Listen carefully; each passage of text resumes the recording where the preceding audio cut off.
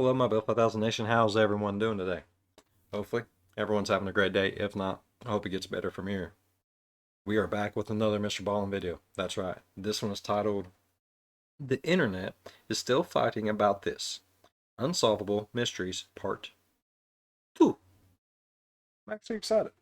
Unsolvable. That means no one will ever solve it, ever, and I want to know more about that.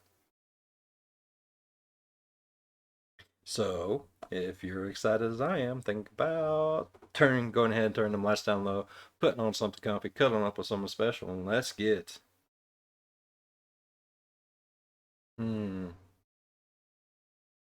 mysterious. Let's get mysterious.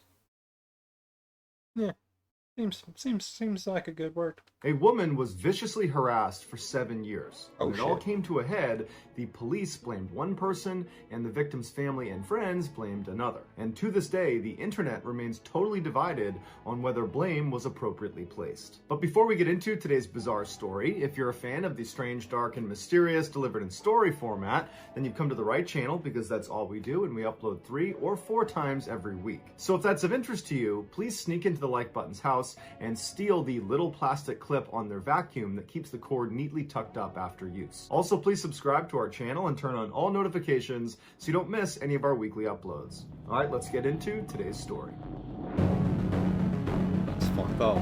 I hate it when those things break off, let alone someone just taking a damn thing. Oh god. Waking nightmare. In June of 1982, 38-year-old Cindy Hack divorced her husband, Roy. As soon as she moved into another home in Vancouver, Canada, she felt this wave of relief come over her. Their marriage had become abusive and toxic years ago, but her newfound happiness would be short-lived. Only 4 months after leaving her husband, Cindy's waking nightmare would begin. It all started with a late-night phone call on October 7th, 1982. When she answered, the voice on the other side was raspy and angry sounding. It addressed Cindy by name and quickly told her that they planned on hurting her. And before Cindy could do anything, the caller had hung up. Cindy was horrified and didn't know what to do, so she did nothing. And then over the next few days, she received more calls from this phantom caller, and each of them began with this person addressing her by name and then threatening violence. And Cindy began to convince herself that this had to be some terrible prank, and so she continued to do nothing about it. One night, Cindy couldn't help but feel like she was being watched, and she looked into her living room and she noticed one of her windows was still open. At night, she would draw all the curtains in her house. And so she walked over to the window and she pressed her face up against the glass to look outside, and she didn't see anybody. I better say, please don't tell me there was a face press up against glass looking back at her, because I would have shit myself. Out there. And so she drew the curtains, turned around, and began walking back towards the kitchen when her phone rang. She hesitated, but eventually picked the phone up, and on the other side of the call was the mystery caller, who in a mocking tone told her that curtains weren't going to protect her, that they knew when she was home. This incident pushed her over the edge, and she knew they are watching because they just seen her shut her curtains, and oh fuck.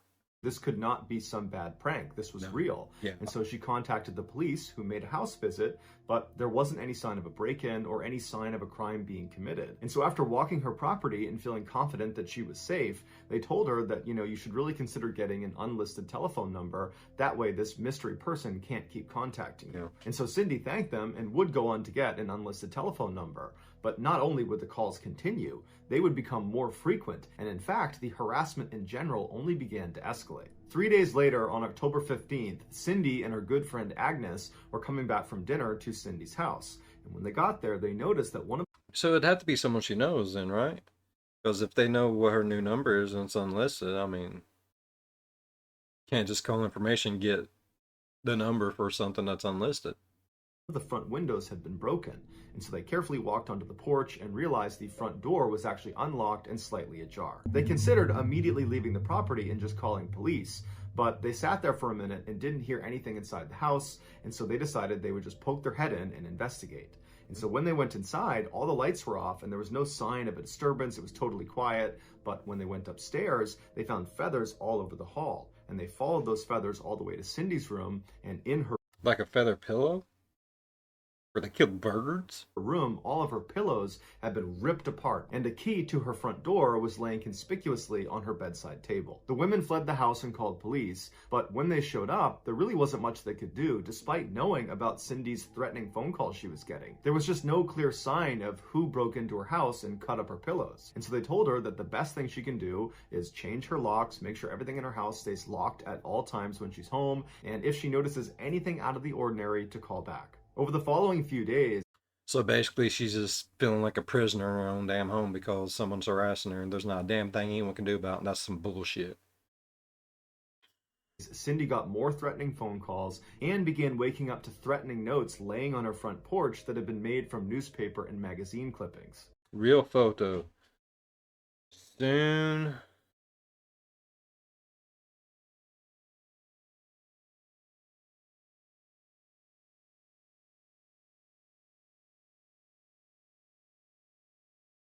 Soon, right? Is that soon?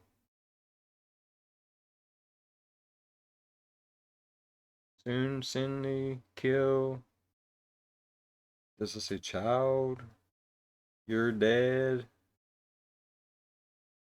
Merry Christmas, pain, knife, dad, mangled, and her picture.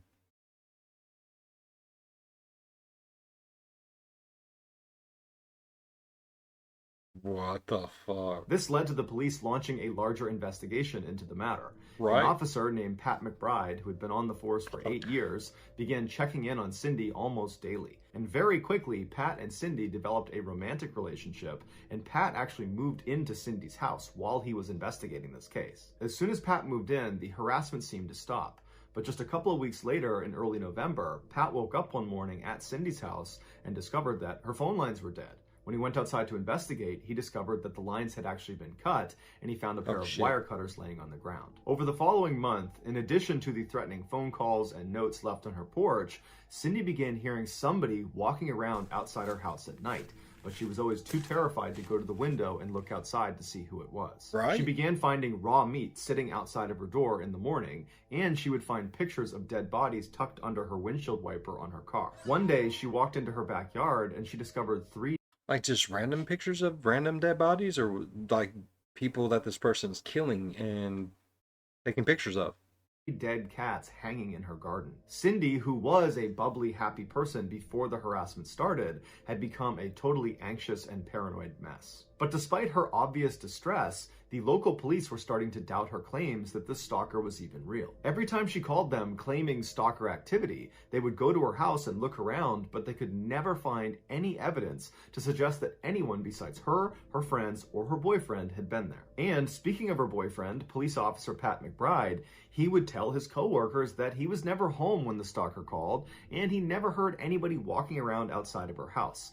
He said the only reason he knew about these things is because Cindy told him after the fact. Upset that the police were not taking her seriously, Cindy broke up with Pat and decided she needed to move and start over in another town. Yeah. Just days before Cindy was supposed to relocate, her friend Agnes stopped by.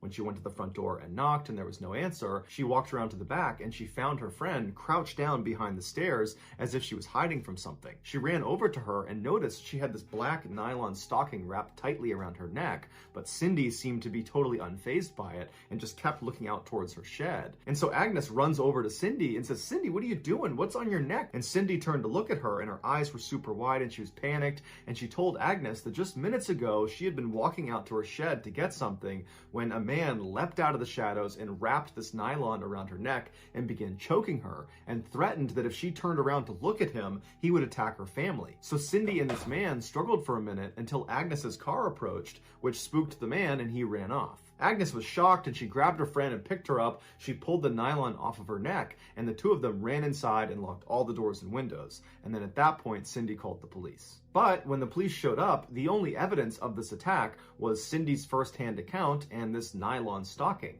But the police believed the nylon stocking was Cindy's and she had staged the whole event and she had tied it around her neck herself. A few days later, in January of 1983, Cindy moved into a new home in a town called Richmond, which is a suburb of Vancouver, Canada. And as soon as she got there, she painted her car a new color and she actually changed her last name to James. For months, she didn't see or hear from her stalker. But in October of that year, she found another dead cat on her property with a note next to it that just said, "You're next." Fearing for her life, she called the Richmond police, who set up a surveillance operation on her property. But for months, despite dozens of officers watching her house at practically all hours, they never, ever... Why did they have the poor police lady eating a sprinkled donut? It's mean. ...saw any stalker activity. But as soon as the officers left for any amount of time, when there was a gap in surveillance, Cindy would call the police and report stalker activity. In time, this town's police department also began to suspect that Cindy was fabricating the stalker story, and they told her as much. Now, blatantly knowing the police were not taking her seriously, Cindy hired a local private detective named Ozzy Caban to look into her case. Immediately, he installed floodlights all around her property, and he gave her a two-way radio to place inside of her house that constantly broadcast back to Ozzy. That way, if she was in trouble, he would know about it even if she couldn't get to the radio to actually tell him. He also installed a panic button inside of her house that would send an alarm to him as well as to the police. In January of 1984, after only being on the case for a couple of weeks, Ozzy heard some strange sounds coming across the two-way radio. It sounded like there was some sort of struggle happening in Cindy's house. And so he tried radioing her to ask what was going on, but he didn't get a response. And so he flew over to her house, he knocked on the door, but there was no answer. And so he kicked the door down and found Cindy lying in the hallway motionless with a note on top of her hand that was held in place by a paring knife that had been stabbed through the note and then through her hand. The note said, "You're dead, lady." Cindy also had a black nylon stocking wrapped around her neck. And so initially, Ozzy believed Cindy was dead, but he managed to find a pulse. And so he brought her to the hospital, and when she regained consciousness, all she could recall was feeling someone inject her arm with a needle, and then after that, she had no memory of the attack. The police, believing Cindy had staged the attack, did not bother to take fingerprints at her home or on the knife or on the note. Ozzy, on the other hand, believed his client was telling... That's bullshit. It don't matter if you believe it or not. You need to do your fucking job, bro. Period. Telling the truth. He didn't believe Cindy was physically capable of injecting herself in the area where the needle had entered her body. The angle was nearly impossible to achieve on her own. Once she was released from the hospital, the police, despite believing she was lying, continued their surveillance operation of her property. But like always, nothing ever happened when any of the officers were on duty. The stalker activity only was reported after they had left. Life went on like this for over a year, and during that time, Cindy's mental health continued to decline rapidly. She lived in constant fear of this stalker, and she's a prisoner inside her own mind, and it's full of fear now. And no one's fucking helping. Except for the private detective, but... this poor lady.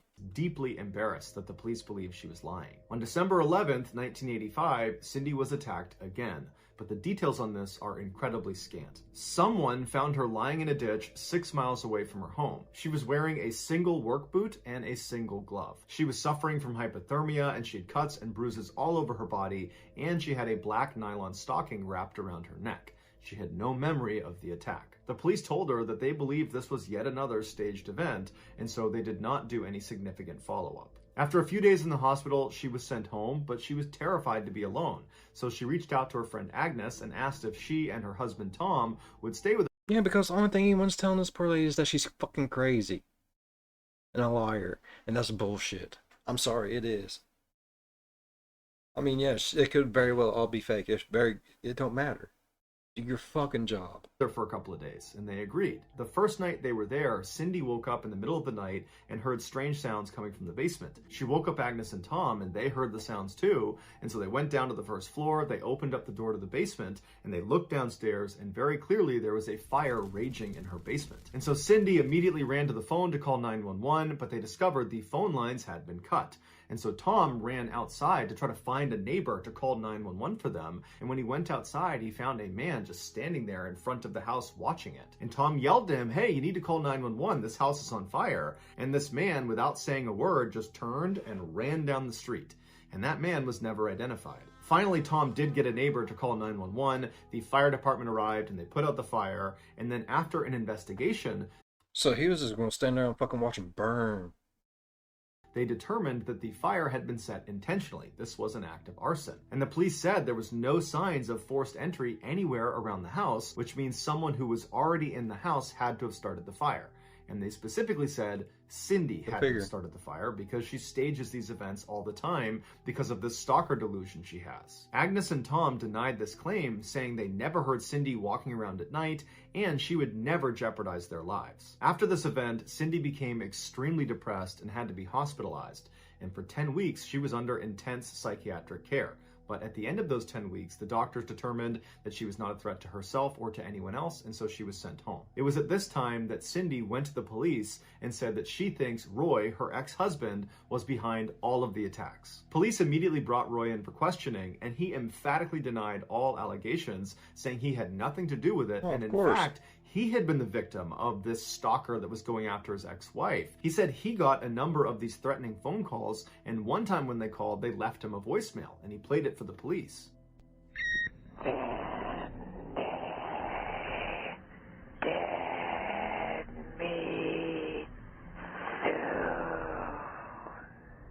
After speaking with Roy and confirming his various alibis...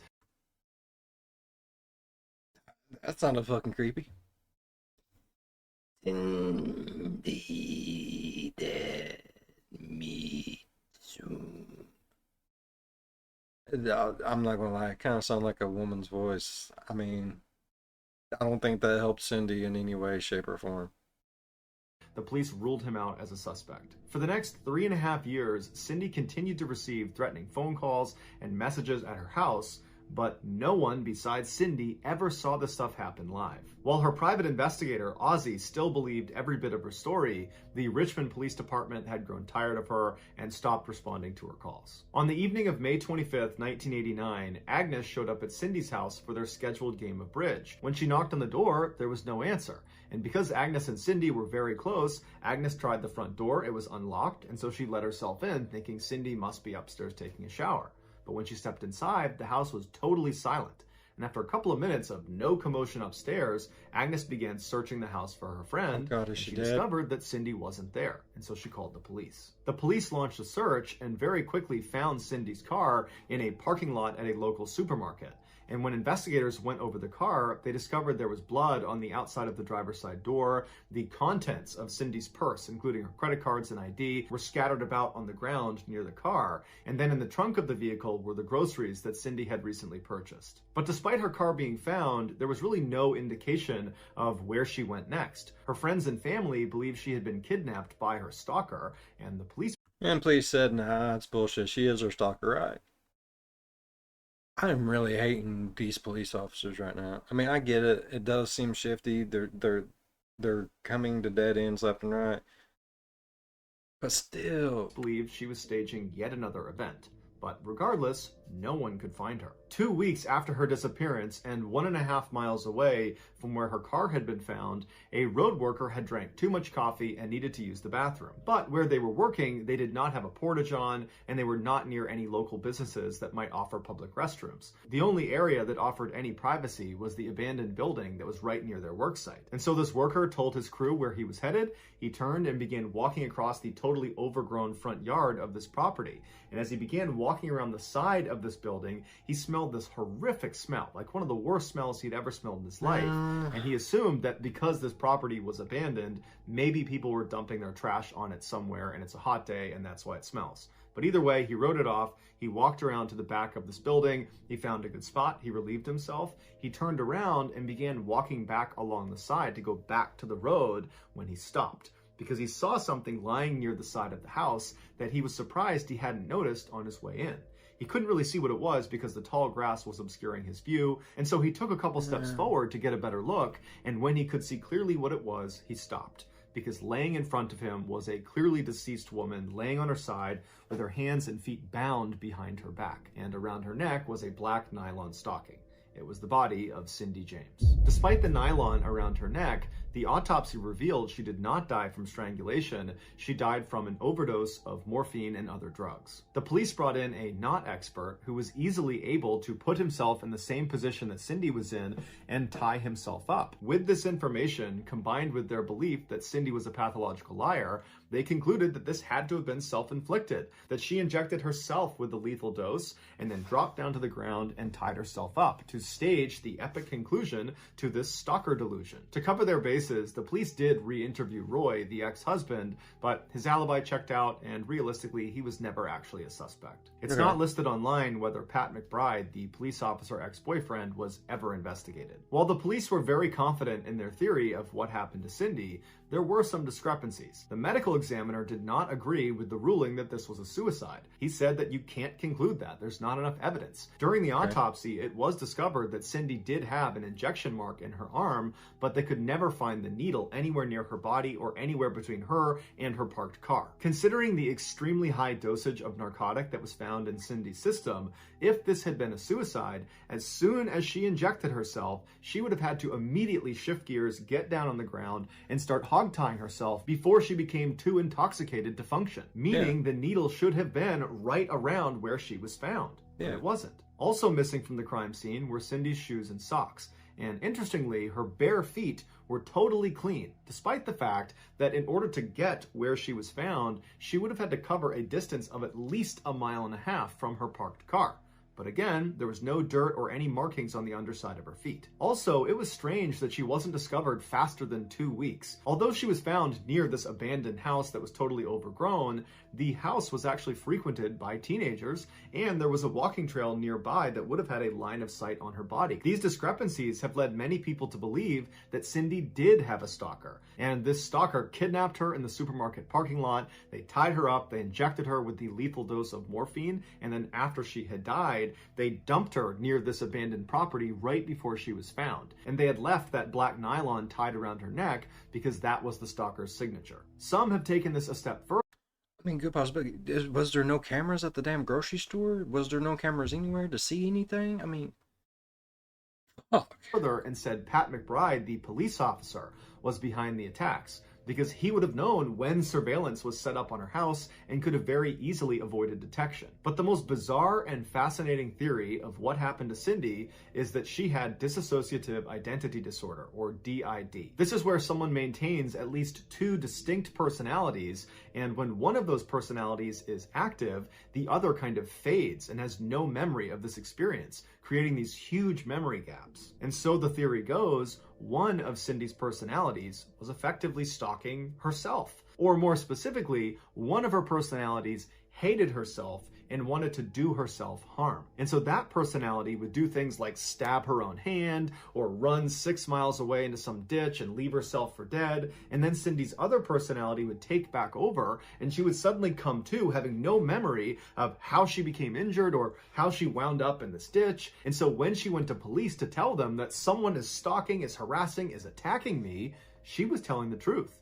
But that someone, that stalker, was actually her. She just didn't know it. But Roy, her ex-husband, was a psychiatrist, and in their 16 years of marriage, he never noticed this condition. And when Cindy was in that psychiatric ward for 10 weeks following one of her stalker attacks, none of the doctors or psychiatrists ever noticed or diagnosed her with this condition. It's still possible she had DID, and it just came on later in life, and it didn't present itself enough to be noticed during those 10 weeks of psychiatric care.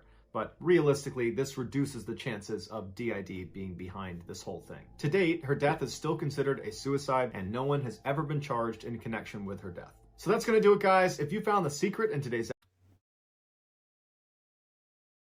That's so much bullshit. Like, it could have been anyone.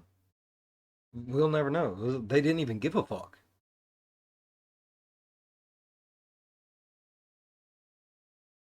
I don't care if the person that you are trying to help sounds absolutely crazier than a fucking loon. Your job is to protect and serve, not to judge and condemn. That pisses me off. It really does. I enjoyed the video. I enjoyed the story because it leaves us wonderment, like, who did do it? Will we ever find out who did it? Could she have done it to herself? If she did do it to herself, then where's the drugs? Where's the shoes? But then here's the other thing. The house was frequented by teenagers. I mean, teenager sees a needle full of drugs. Either they're going to be a respectable kid and, dispose of it, But more than likely, if they come across a dead body and they haven't turned in, they're not the respectable type of person that we think they are. So they might have took the drugs, did it themselves, and took the shoes and the socks because they really liked them. You never know. Like, she very well could have done this to herself. And like MrBallen said, it's next to a hiking trail. It's a place where teenagers frequent all the time and hang out, which I'm sure they're drinking and all kinds of weird, dirty, naughty stuff. Who's to say that one of them wasn't a little piece of shit and just seen the drugs, did the drugs, stole the shoes, and just didn't care? I like the story because there is this mystique about, like, will we ever know? Will we not ever know? But it pisses me off all at the same time because I really feel like the police judged her. And I know eventually, you got to call it how you see it, but your job is to make people feel safe, not to make them feel worse. This poor lady, it seems like only thing anyone who was supposed to help did was make things worse for her, and that's. If y'all enjoyed today's story as much as I did, please go down, leave a thumbs up. It really helps. If you're a fan of the spooky, scary, strange things that just will just leave you wondering what the fuck for the rest of your life, think about subscribing. You'll know what it's like to be me for a day. As always, be good to one another. I'll see you in the next one. Bye bye. I still can't believe they made her feel like she was doing it to herself, that she was losing her mind, that she might have been, but you shouldn't make her feel that way. You're there to serve, protect, make help feel safe. It's ridiculous.